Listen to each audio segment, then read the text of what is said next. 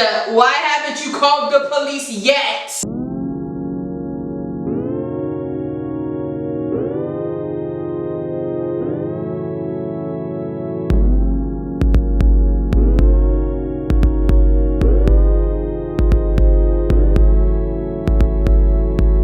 Hey nerds, welcome back to my channel. Today we are doing another episode of Read and Rouge, the series on my channel where I put on my makeup and simultaneously do a book review. And on this episode we are going to be talking about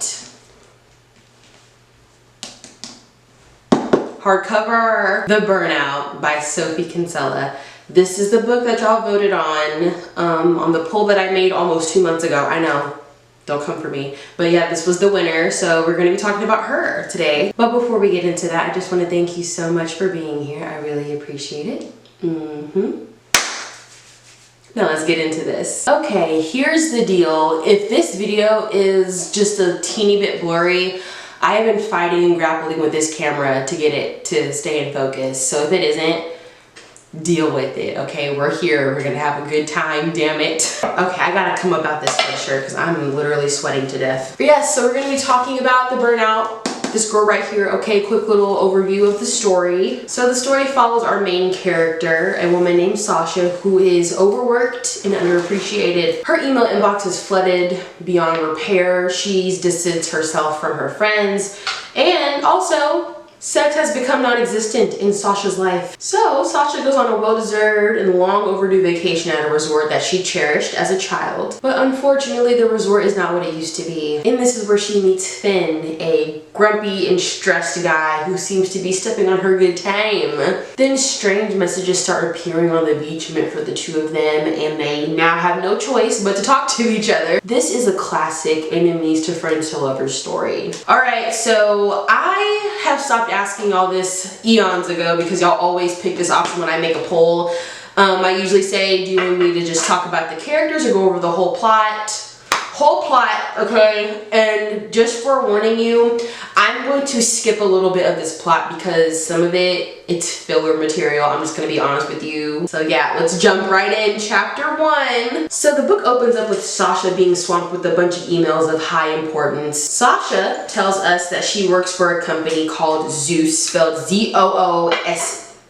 Yes. Spelled like this. It's a very popular travel app and a lot of elder millennials and Gen Z work there. Sasha is up to her ears in work because they're understaffed and she is doing the job of 3 people at once. And then on top of all of this, there is a new joyfulness program or something that the company is forcing onto the employees because yeah, we need positive energy around here, but everyone's overworked. I don't know if this is her coworker or like her manager or something. I'm gonna assume she's the no, she's a coworker. I think she's a coworker. Her name is Joanne, right? And Joanna comes to Sasha's office to bug her about joining said joyfulness program. Joanne is unusually perky and super passive aggressive, and she's like, Sasha, why haven't you been engaging with the new program? Oh, I'm gonna mention this, by the way. This is taking place in the UK, so everybody here is British. Yeah, she's like, Sasha, why haven't you been engaging with the new program?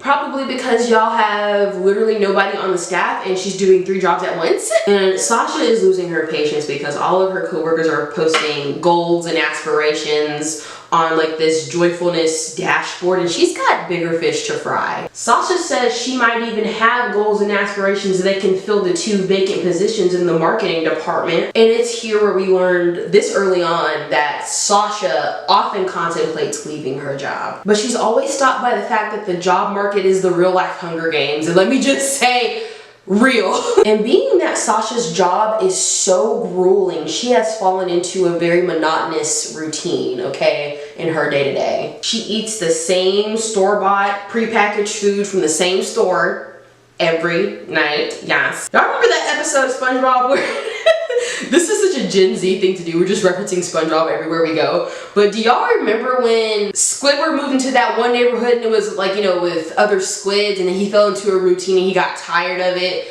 That's what's happened to Sasha. And Sasha tells us that sex isn't even on the menu anymore, especially after a awkward run-in with the cashier at the store and he decided to hit on her. She told this to the cashier that was hitting on her, and the whole store heard her. And the cashier, being a man, is like, well, there's gotta be some reason like why you don't want to anymore, right? And Sasha's just like, you know, just not interested, just not my thing. And he's like, I don't believe you. So after that very tasteful trip to the store, Sasha tells us more about her insecurities, and this time the source is her own mother. She says by her age, her mother was married and had dinner ready for her father every night. And compared to her mother, Sasha feels like an utter failure. So this chapter ends with Sasha answering yet another work email. All right, chapter 2. Sasha wakes up the next morning and she decides, you know what, enough is enough. I'm gonna stand up for myself. Every time she tries to get a hold of her supervisor, Asher, he is also the co-owner of the company. Him and his brother own the company, right? Every time Sasha wants to talk to Asher about a problem, she's had to go through multiple people before she could even get to him. So she decides to try, I think his name is Levi or Lev. It's one of the two. It's either Lev or Levi, whatever. She decides to try Asher's brother Levi, who is the other co-CEO, co-owner, you know, whatever.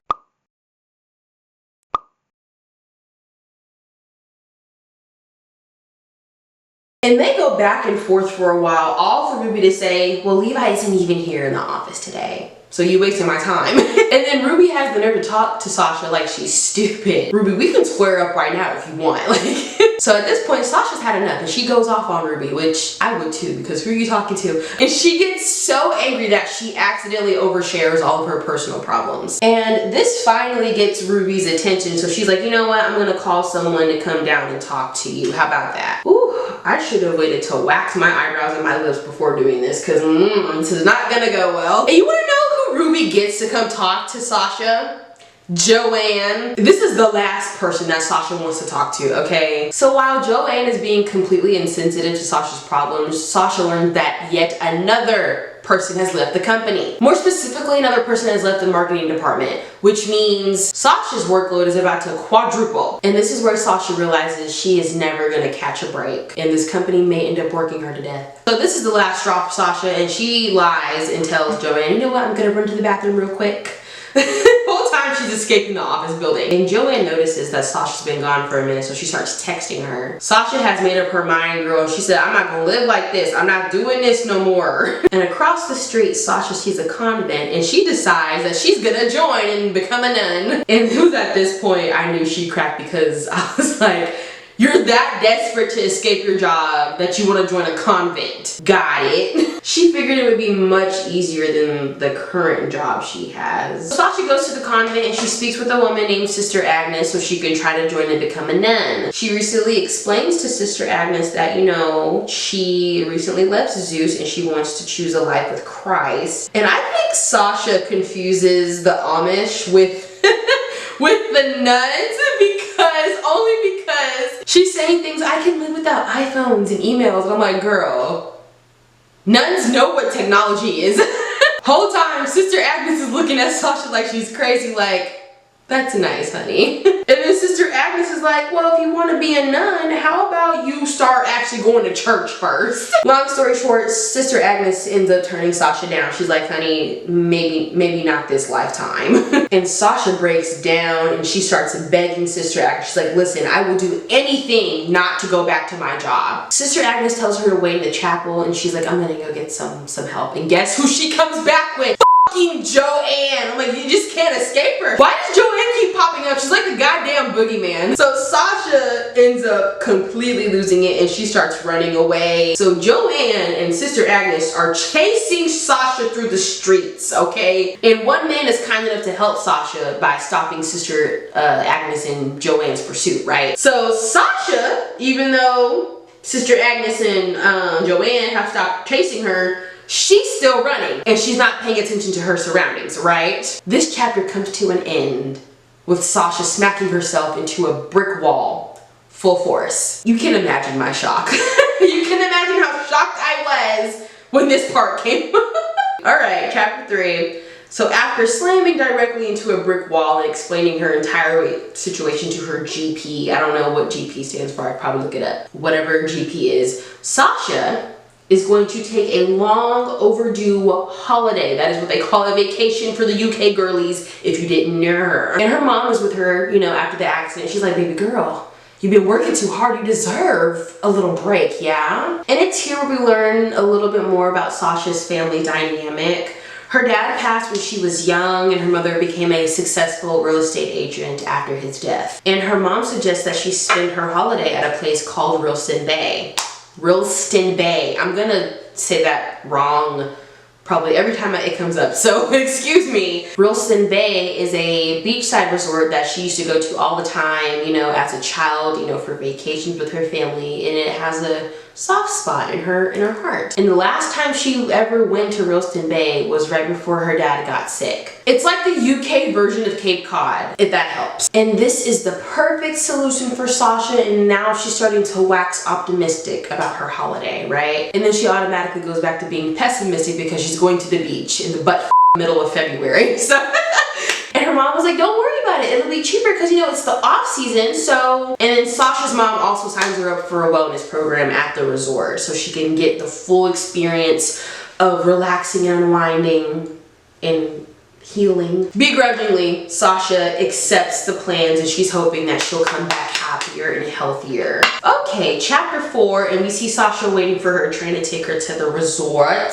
Where's my brush at? I need that kind of sort of real bad. And she's got all her stuff with her to ensure that she makes the most out of her 20-step wellness program in her holiday, okay? Her mom shows up to see her off, as a good mommy should, right? And she's called the resort as her personal assistant. Go mom. And she told them that Sasha, she's on a wellness break. And Sasha's mom requested that Sasha only have healthy menu options and a green smoothie every day, something called noni juice. And she requested that Sasha has a sea view room. Sasha also learns that the resort is a little bit run down than she remembers, and the private beach lodges that they used to have open are now closed. A little while later, Sasha gets on the train and she's peacefully enjoying, you know, the ride up to the resort. And on the ride, she meets this sweet little old man who also has been to Rilston Bay. The old man brings up a guy named Terry, and turns out Sasha knows him too. So Terry was a surf instructor at the resort and was a rival to another man who had a surf shop right next to his. And Sasha finds out that Terry has retired and closed up shop. Boo-hoo. And Sasha and this random old man also talk about a scandal that happened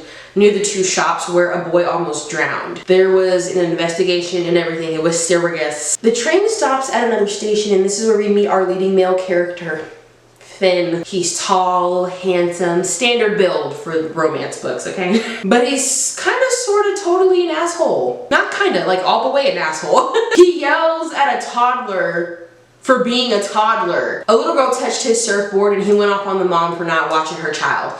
Time to play devil's advocate. Little kids can be super annoying and bad as f. We know this. But I wouldn't scream at a child that wasn't mine in a public place. However, comma, the mother should have been watching her kid, okay? Watch your child. Like, if you're not watching your child, what are you doing? You should have been watching your daughter, and you should have told her little ass to sit down somewhere. All right, back to the plot. Sasha inserts herself, and she defends the mother and the little girl, and she's like, she ain't bothering nobody. You act like she's drawing graffiti on your surfboard or some shit. Finn is definitely team them kids. And after this encounter, Sasha hopes to avoid meeting new people at all costs. Alright, chapter 5, and Sasha arrives at her stop. The old man that she was conversating with on a train, as a little favor, you know, it's a little sweet gesture, he calls a concierge to come meet Sasha to help her with her stuff. Only problem is, the concierge is 1,000 years old and he can barely walk. His name is Herbert. Herbert leads Sasha back to the hotel, and when they make it there, Sasha is shocked, okay? She is shocked to see what this place has become. It is a shabby, dilapidated ghost of its former self. When back in the day, it was grand, classy, bougie even, yes. And then it's here where we meet the bright and bubbly receptionist, Cassidy. And she instantly knows who Sasha is, pretty much, because the hotel is a ghost town. There's not really people staying at it. And at this point, Sasha just wants to go to her room, settle in, and enjoy the sea view. But when Sasha gets to her room, she finds that the window is boarded up, stripping the chance away of a sea view. And she's kind of miffed because that was going to be the main source of her relaxation, and she can't even have that. So Sasha decides to go hang out in the abandoned beach loungers by herself, and then the memories of her childhood just come flooding back. Alright, chapter 6. It's the next morning, and Sasha is going to start her 20-step wellness program, okay? Sasha has a very underwhelming breakfast thanks to her mom's instructions to provide healthy dining options. We also find out there's a few more visitors staying at the hotel. There's a married couple and a random guy that we don't know. And before Sasha runs off to do her activities for the day, Cassidy tells her the Ralston is going out of business, so that explains the ghost town atmosphere. Turns out some investors are coming to purchase and turn the Ralston into something else. So Sasha attempts to do her first step of the program to no avail. Sasha comes back to the hotel to find that another attraction from her childhood called Stem Bottom Caves is also on its way out too. And Sasha is trying her best to remain optimistic, so she tells Cassidy, sign me up for the tour, okay? For the Stem Bottom Caves, I'm gonna go. Alright, chapter 7, and Sasha is heading out to the beach to give her wellness exercises another try. This next exercise tells her to write her manifestations and her desires on a piece of paper. And at first, this is what she writes. A halloumi and falafel wrap. This is what she writes. This is the first thing that she writes on the piece of paper. And this was her favorite store-bought meal that she ate every day after work for dinner. As a more serious and truthful attempt, she writes sexual hunger, sexual fantasies, cravings for sex. I was looking at her like, it's like, oh, so you finally admit that you want your back blown out, okay. You wanna know what else she writes on the paper? This is what she writes, word for word, not even kidding. A man with a cock. Well, at least she was being honest. So Sasha backtracks, thinking that's very stupid and greedy of her to ask for the universe for sex. So on the back of the paper she writes, world peace. She didn't want the universe punishing her for asking for sex, so she wrote that on the back of the manifestation paper. And here's my thing, it's not like you ask for world domination or all the money in the world. You ask for a little ding-a-ling, that's all. So after writing down her manifestation, Sasha decides that she's had enough of this healthy diet bullshit, so she's gonna traipse into town and find her some junk food. So she finds this quaint little bakery. Before she can even order, the lady behind the counter addresses her as the Kale Lady. Apparently Cassidy, the receptionist from the Ralston, she's a little gossip, and she told the bakery lady that there's a Kale Lady who is a health-conscious freak at the hotel. So this stop was a bust. So instead, Sasha goes to this small convenience store and she stocks up on all her favorite junk food. And even the cashier here knows about the whole Kale Lady thing because Cassidy's got a big ass mouth. But the cashier here at the store, he's all cool. He's like, you know what? I ain't seen that thing. I'm like, okay, good looking out, bruh. So Sasha trudges back to the beach so she can gorge on all of her new junk food, okay? But she is stopped when she hears a guy talking in the distance. And it's not long before she recognizes it's Finn, the angry guy from the train, and she hears him leaving a series of voicemails apologizing for his unprofessional behavior, which includes yelling at people, slamming down his coffee cup, and punching coffee machines, and also threatening to chainsaw plants in half. So that's cute too. And Sasha's nosy ass is thoroughly entertained by all of this. She comes back to the hotel later and she sees that they're putting on a little concert. She comes face to face with Finn though, and they still don't like each other. And Cassidy offers to make them neighbors since they're both using the abandoned beach lodges, and they both adamantly say no to that. Cassidy is also peeping the constant jabs that Sasha and Finn are giving each other.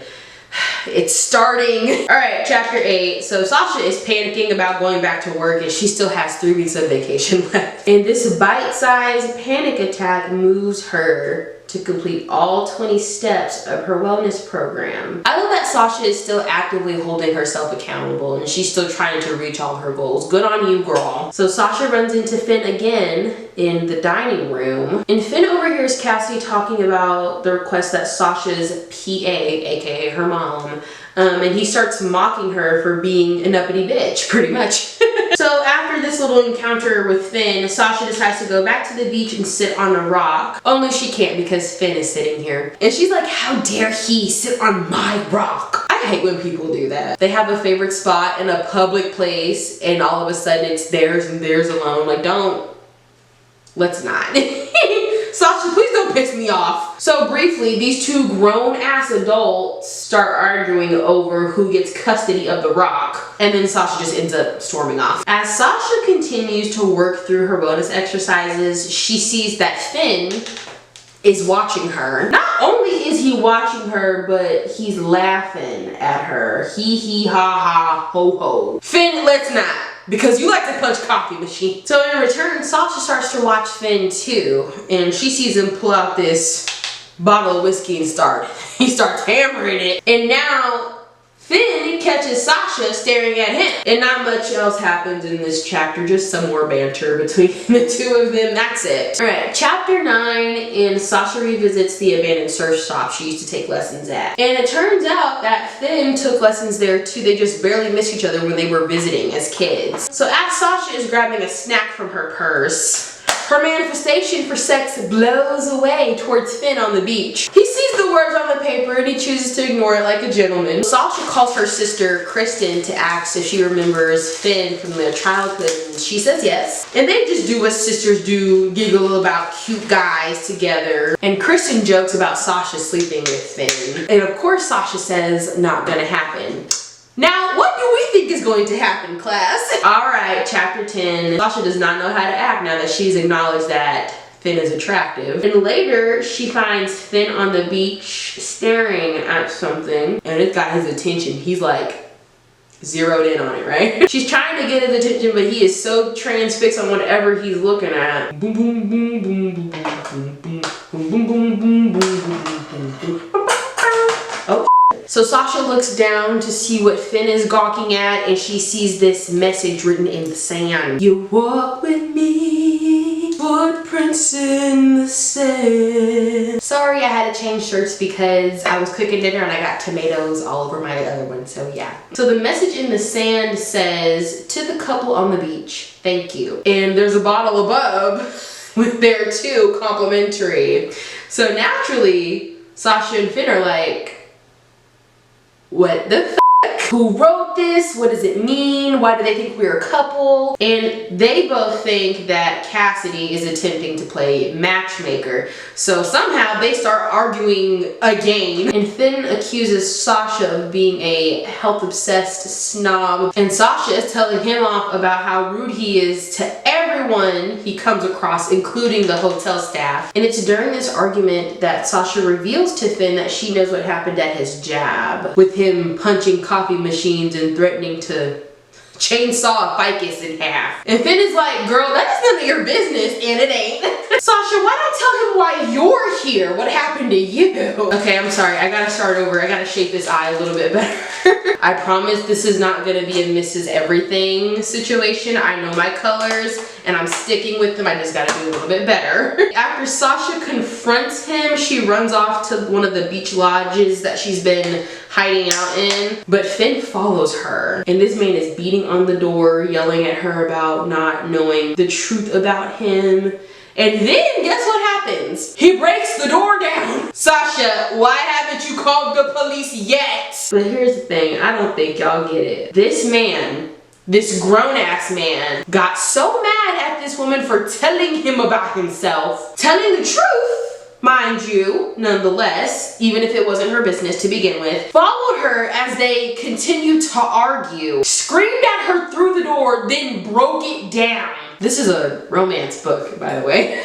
Anyway, he comes in and he sees all the mess that Sasha has left behind from binging on her junk food in privacy. And he realizes that she's been out here often, and I'm like, damn, how does it feel to be exposed, Sasha. And they both come to the realization that appearances can be deceiving and you shouldn't judge people off of what you see. And then they end up apologizing to each other, whoop-de-doo. So they both go back to the front desk and they find Cassidy and they're like, hey, we saw what you did on the beach for us. And Cassidy says she didn't do it, so now Finn and Sasha are even more confused than when they began. And then Cassidy tells them that it might be a Mavis Adler message. So apparently some time ago, a local artist spotted a couple on the beach and painted them, and it became very popular. And she's become known for her photography of couples on the beach. And then Mavis, the artist, did an exhibition of sand-written messages as a form of protest. And not much else happens in this chapter, just, you know, the sexual tension between Sasha and Finn grow. That's it. All right, chapter 11, and Finn and Sasha are going to the cave attraction that was popular when they were kids. I mentioned it earlier. It's closing down. So remember Terry, the old surf instructor guy? His daughter is working front desk at the cave attraction. They both find out that Terry is still alive, but he has severe Alzheimer's. So later that day, Sasha joins Finn on the beach to enjoy the champagne that they found earlier with the message. And what do you know? It's sunset. And they both start reminiscing about their time at the Ralston as kids and how great of a teacher Terry was. And Sasha and Finn both start to open up about their own problem. Well, kind of. Finn pulls the "it's complicated" card, and Sasha proceeds to tell Finn everything. The breakdown, the convent, the newfound celibacy, all of it. And what do you know? These two are starting to get comfortable with one another. They're starting to like each other and stuff, girl. Yeah, it's getting serious. Chapter 12, it's the next morning and Sasha sees Finn in the dining room again. And ever since they've arrived at the Ralston, they've always been sitting at opposite sides of the room, right? And now that they're in like with each other, they still won't close the distance. And I'm reading this and I'm like, oh my gosh, this is so 8th grade. If y'all don't just sit by each other. And it doesn't help that they're flirting either. So they decide to have a little fun together, and not like that. They decide to race to the rock on the beach to see who gets there first. But when they get there, they find another sand-written message. This one says, "To the couple on the beach, thank you, 818.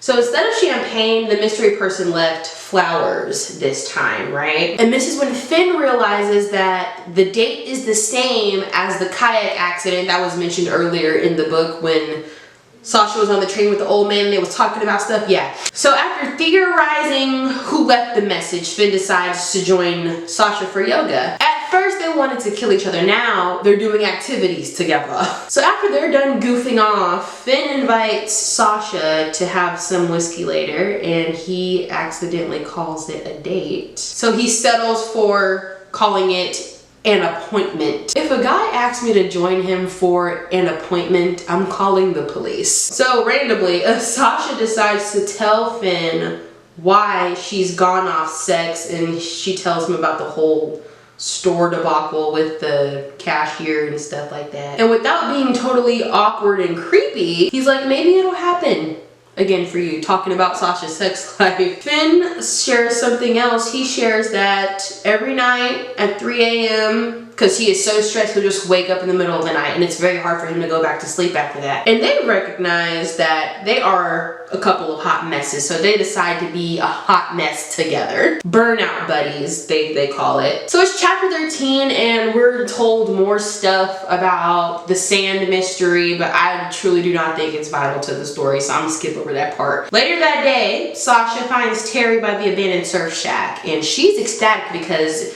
she hasn't seen Terry since she was a child. She's excited to see him. She's like, oh my God, hi, I'm Sasha. Do you remember me from when I was a kid? Unfortunately, Terry does not, because you know, the Alzheimer's. And Sasha realizes just how much time has passed because Terry, he's old. And Terry sees her as a student, a child there for surf lessons. His brain is still stuck in the past. Even though Terry is gray, and his mind is going, he still has the passion to teach and a love for the ocean. So Terry's caretaker a woman named Deidre finds him and comes to collect him. And as Terry leaves, Sasha gets all sentimental again, and she just starts to remember Terry when he was in his prime. Chapter 14, and that night Sasha and Finn meet on the beach for a drink, and she tells him that, hey, I saw Terry. And there's not much happening in this part either. They're just talking on the beach. Again, this book becomes very like repetitive, like toward the middle, so I'm just kind of like, some of this stuff we can live without. So they go to dinner together at the hotel, and they finally sit together with their childish asses. And I'm not being shady. Well, yeah, I am a little bit, but like I'm not being shady. But even the married couple that's staying there too, they're like, yo, just take our table so y'all don't have to keep going back and forth and stuff. They tired of this shit too. Y'all, it's getting intense. I say that because Sasha is starting to fantasize about her and Finn bumping pocketbooks. Yeah, it's getting to that point. All right, chapter 15, and Sasha tells us that she has finally stopped stressing about returning to work, which, thank goodness. You came out here to de-stress. You're finally doing it. Good on you. She also tells us that she's really enjoying Finn's company. Girl, they done went zip lining together, went to a museum, they taking walks together, they getting comfortable. The mystery person left another message in the sand, and this time they gave Finn and Sasha a box of chocolates. That looks much better. That looks a lot better than what I was doing. I don't know what I was doing earlier, but I fixed it. It's okay. It's a little more calm now. Finn gives Sasha some good advice on work-life balance. He's like, girl, you're allowed to say no. Like, if you can't handle something, don't take it on. Agreed, agreed. As someone who doesn't know when to quit and is all go, go, go, this is good advice. And Sasha is like, maybe I should leave my job. My question is, you finally had this epiphany when a man suggests that you do so. That's a little sus. Because I only say that because I know her mama and her sister had to say something to her before about how much she was working. So while Finn runs to get them some food, Sasha pulls out her phone and sends in her resignation. She quits her job because Finn told her to. I'm just playing partially, but kind of, sort of, come on. He definitely encouraged her to go that route. I'm not saying he did it like outright, but on one hand, I'm happy for her because she's finally putting herself first. And on the other hand, you're doing something because a man suggests that you do it. So Sasha is still attempting to get Finn to open up about, you know, what happened and what caused him to, like, you know, act the way that he's acting and why he's even on this, like, vacation in the first place. He still won't budge, but he is softening. We even find out that Finn is hesitant to get professional help. Red flag, because you need it. Anyway, they get back to the hotel, yada yada yada, stuff happens, and they're literally a breath away from kissing,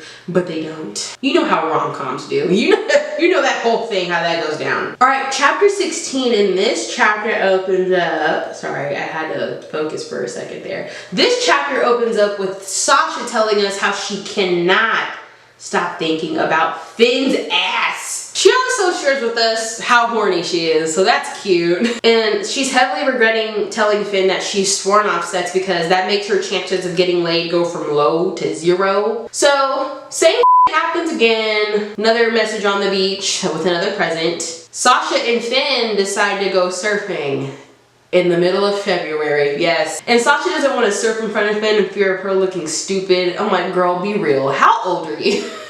You realize you can say I pass, right? So they're surfing out there, and then she ends up catching a wave. Small victory all around. And ever since Sasha realized she has a crush on Finn, she has been staring at him like a piece of meat. She's gone feral, like ovulation feral. Yeah, you know what I'm talking about. She even goes as far as to maladaptive daydreaming right there about them bumping pocketbooks by the ocean. That's that Cake by the Ocean DNCE was talking about 10 years ago. So Finn admits that he's never gone to therapy because he's afraid of what he might realize about himself. And I'm kind of like, that's the point? That's how you heal? And Sasha's thinking, oh, poor, sweet, vulnerable Finn. This is a grown-ass man. who needs help. So all of a sudden, Sasha's brain to mouth filter stops working. And she tells Finn that her libido has been spiked again, and he's like, oh, cool, Sasha. Now would be the time to invest in a diary, beloved. And this is when Finn reveals, they're just doing reveals back and forth right now. This is when Finn tells her that he's sworn off sex too. Well, let me be accurate, casual sex. So after awkwardly ending their surf hangout, Sasha thinks that she screwed up her friendship with Finn by telling him about the libido thing, which you could have kept that to yourself. I know you horny and all that stuff, but that could have been, we could have let that stay. So Sasha comes down to the lobby and she is roped into attending a sad, sparsely attended talent show at the hotel. Then she sees Finn come into the room and she can't even look him in the eye. So do y'all remember that old married couple I mentioned earlier, the one that was sick of Finn and Sasha's childish bullshit? They've been arguing this whole time, right? The married couple. The wife is sitting with Sasha at the front and the husband is sitting with Finn at the back. This is eating. I like what I do with my face. I do it for the girls and the gays, that's it. So the wife starts to unload on Sasha about her marital problems, and Sasha actually ends up listening to her and gives her a little advice. Then the wife asks Sasha, you know, why are you and your man fighting? Talking about Finn. Which makes her the third person to think that her and Finn are a couple. Sasha's like, oh, we're not together. And the wife is like, oh, well, y'all should be. So this encourages Sasha to stop acting so foolish and just go and talk to Finn. But when she gets up to go do so, she turns around, he's gone. All right, chapter 18, different chapter, same shit.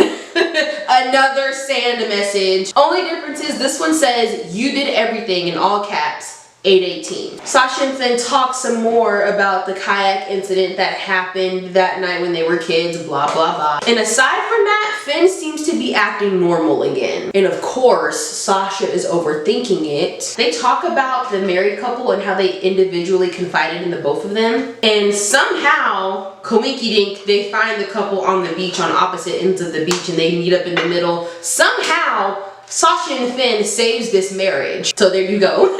And then Sasha says she's gonna leave to make some calls, but in reality, she's running away from Finn. Cause, you wanna know why she's running away from Finn? She's fallen in love with the man that she's known for like a week and a half or some shit. So chapter 19, Sasha goes back to her room and she finds an invite jammed under her door. And it's an invite to a presentation happening at the hotel. Remember, the Ralston property is about to be sold and turned into something else. Here's something that shocked me. Sasha tells us that she is dressing for Finn and, you know, hopes that he will be there. So it's not the fact that she's doing it that shocked me.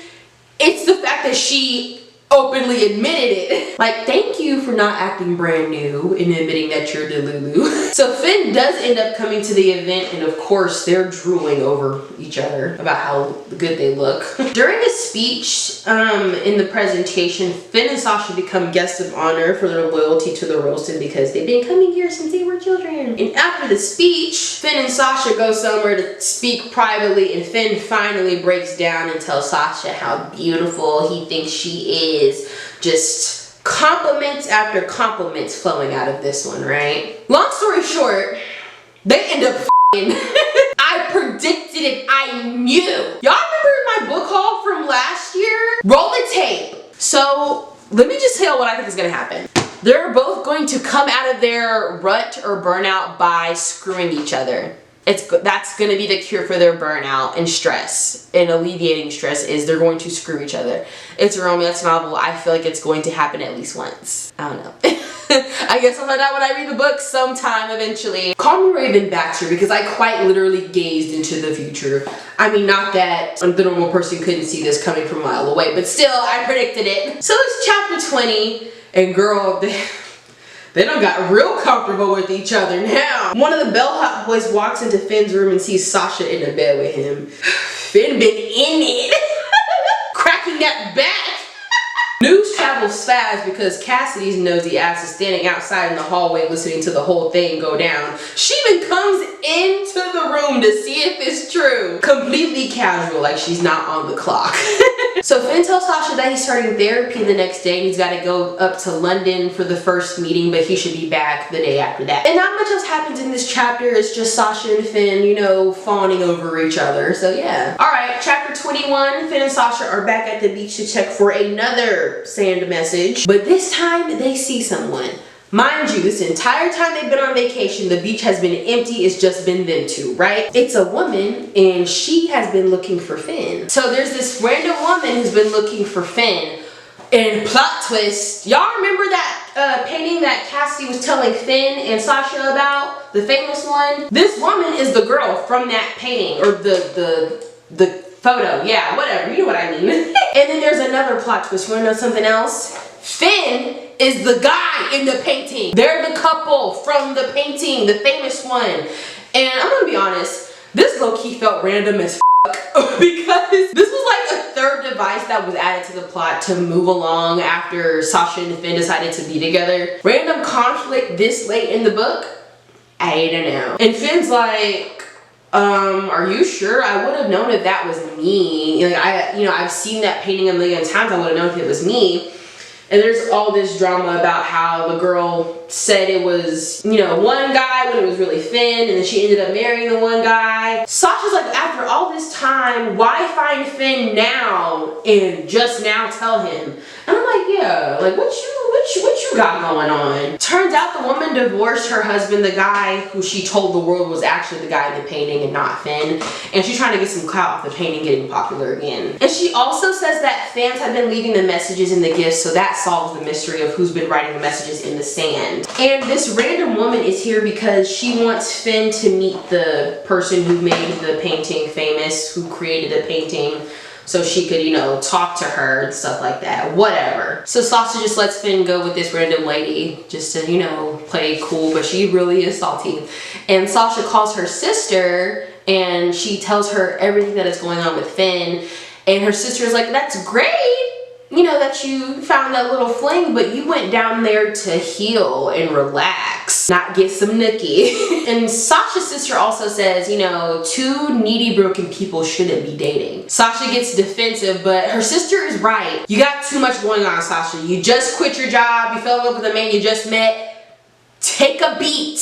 Take a beat, please. Then the book randomly adds more pieces to the kayak accident mystery plotline fluff at this point, so I'm going to move past that. But the story gets interesting again when the co-CEO of Zeus, Lev, or Levi, I think it's Levi, it's one of these, I don't know. Anyway, Levi appears on the beach out of thin air, right? And he's looking for Sasha. I guess there are like some resignation forms that you got to fill out when you quit at Zeus. So Sasha was filling that out, and apparently she ended up writing a 12-page memo on everything wrong with the company. And I was like, damn, the conditions were that bad? 12 pages, miss? Anyway, this intrigued Levi, and he wanted to hear more about what Sasha had to say. And Sasha is taken aback because she's like, first, the owner of Zeus wants to talk to me.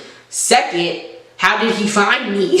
So, chapter 22, next thing you know, Sasha and Levi are talking on the beach about Zeus. And he actually cares about what Sasha has to say. She even tells Levi what a job his brother's been doing, you know, like with management and everything. And with that feedback, Sasha is invited to a mini conference to speak to some directors about, you know, how Zeus can be improved. This escalated very quickly. Things are looking up for Sasha. And not much else happens in this chapter. Finn and Sasha run into Terry and they have their surf lesson. It's very emotional, so yes. Chapter 23, Finn leaves for his session, therapy session in London, and that leaves Sasha all by her lonesome. So Sasha is passing through the lobby and she happens to pick up the phone because Cassidy's not there. Phone's ringing, she picks it up. And it turns out it's a coworker calling about Finn trying to send him a gift or something, right? And this is where Sasha finds out Finn had a girlfriend and suffered a terrible breakup. And this is what caused Finn to become so angry and stressed all the time. And this is the thing that he wouldn't tell Sasha when she was trying to get him to open up. And mind you, Finn and his ex-girlfriend were together for an entire decade. And Sasha does that thing where she's like the new girlfriend and she cyberstalks the ex-girlfriend because that's healthy. And all of a sudden, because things seem bleak, she starts mapping out what she wants for her life.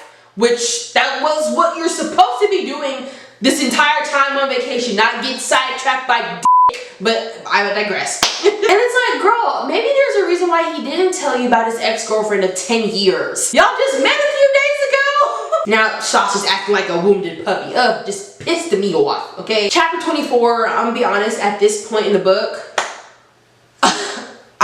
I'm done with it, because like it just kept repeating the same scenes over and over again. So I'm going to flash through these last 6 chapters. So Sasha goes to the conference, left Asher to come back and work for Zeus, with the promises of Ash, Lev's brother, being gone. Sasha runs into Joanne. Joanne gets humbled. That's the end of that. Being that things are looking up, Sasha decides to start taking strides in other parts of her life. So she decides to place a grocery order, which she hasn't done in years because she's been eating the same processed store-bought food for the past who knows how long. So yeah, that's an improvement on Sasha's part. So I was gonna skip to chapter 27, but then I'm like, you know what, I'm just gonna skip to the end because not much was happening. Like it was the same shit. It was the same shit happening towards the end. There was a little bit of, you know, whatever, what have you, between Finn and Sasha, but that was pretty much it. Like nothing worth really talking about. It's fluff at this point in the book.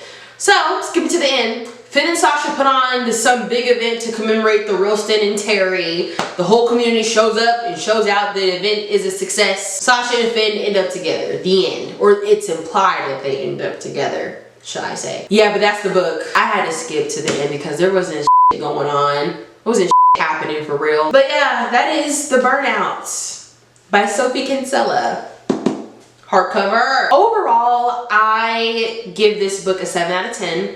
Now, back when I read it in like, when was this? I read it back in July or June. Let me check when I gotta check the receipts, hold on. So I read this in July, like beginning of July, finished at the end of July. I rated it a 9 out of 10.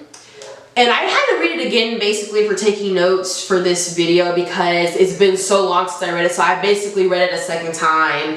And I'm like, now that I think about it, it wasn't that good. It was okay still, but it wasn't that good. Because like I said, a lot of this, it was just so much filler with the subplots of the kayak accident and the written messages. Like it could have worked better, but it was too much of that going on. And it was filling up like 40% of the plot. And I was like, eh. And also, I'm not a fan of this trope in romance, enemies to friends to lovers, and being that characters were okay, but they weren't like, oh, they got, you know. So like I usually do, I'm going to talk about some very brief commentary that I pulled from this book. I'm going to start with the commentary on self-care. Now let me say this. I related to Sasha a lot. Sometimes I can be a people pleaser and I take on heavy workload so I don't appear unqualified or something, you know, fear of like appearing that I can't do it all. And I can't, and that's okay. But being that there was a lack of staff, Sasha didn't have much of a choice but to take on that workload. She let herself physically and mentally rot. And Sasha really didn't have anyone telling her to slow down. But like I said, I'm sure her mom and her sister said something. Sometimes I can get buried in the thought process of one's mind who is go, go, go all the time, so I get that. There was some commentary on the corporate workspace in this book that I wasn't expecting to find because it's a romance book in my eyes, it is. But here it is. There is a lot that can be said about, you know, the corporate world. Some corporate companies look at their employees as superhuman or numbers, and they're not realizing the strain that their employees are under sometimes. Some of them do realize it and they don't care. There's also a lack of accountability when it comes to corporate companies acknowledging, you know, their employees are human and they need better working conditions. And we see that very aspect negatively affecting Sasha in the beginning of the story. Then somehow it's the employee's fault for not getting a handle on the situation. You know how corporate companies do, okay? This isn't really a commentary, it's more like a theme and a message, but do things for you. Do things for the betterment of yourself. Do not let anyone dictate a very big moment in your life, like moving or, you know, going to school or going to a different school, going and finding a new job. Don't let anyone dictate that decision because that is going to build a very shaky foundation for said decision. Don't let anything, you know, influence a major influence like that, especially not no dick. And then there's the commentary on healthy relationships. Hot take. Sasha and Finn don't need to be together. They both got a lot of work to do. And they touched on that towards the end of the book, which I'm glad that Sophie put that in there, but they still ended up together when they still had tons of work to do. Sasha with navigating her new life, her new, line of work, and Finn with his anger issues and his unresolved issues from his past relationship. Now, I'm not saying they can't have fun and butt pocketbooks, they can do that, but you got to be careful. If you want to have a long-standing, healthy, committed relationship, make sure you know who you're getting into it with. Make sure. Don't just jump into shit now, because that's how you create more unhealthy relationships. You know what I'm saying? This is a good lesson. This is a good example of what not to do, right? Okay, cool. Glad we all settled that. Now, it is time for my favorite part of reading Rouge, and that is the Dreamcast. So this is what I say. If the book is good, I can see it playing out in my head as a movie. And then I'm like, this would make a good movie. Now, I will say this. This Dreamcast is very, I didn't throw it together, but it's not like I'm not connected to this Dreamcast as I was as my previous ones and reading Rouges, because this book, it wasn't really doing it for me, but I still managed to see it play out some sort of way, and I could envision the characters if I were to cast a film adaptation on the Burnout. So we're gonna get on the list. So for Sasha, who I think would be a great Sasha is Phoebe Dynevor from Bridgerton. First, I just want to say this. She is very beautiful. I think she is so pretty. Like, come on, look at her face. I've only seen her in Bridgerton, but I feel she can kind of pull up that high-strung kind of vibe that we see Sasha, harbor in the beginning of the book. So, yes, Phoebe for Sasha. Now, I'm gonna be honest, I had trouble picking an actor for Finn because I wanted to not pluck too many actresses and actors from the same show to kind of fill out this cast. So I said Will Poulter. Doesn't he seem like he can play a person with anger issues very well? Me too, yeah. So for Cassidy, the bubbly, nosy, gossipy front desk receptionist, I said Amy Lou Wood. Now listen, Cassidy reminds me a lot of the character that Amy played in the show Sex Education. That's one of my favorite shows, right? And I loved her in that role. I want to see her do it again, but in the form of Cassidy. I think she would be great for this role, yes. Now, Sasha's mom, I know I just said I didn't want to choose multiple actors, from the same show, but I had to, because this is like the first thing that popped into my mind when I was reading about Sasha's mom.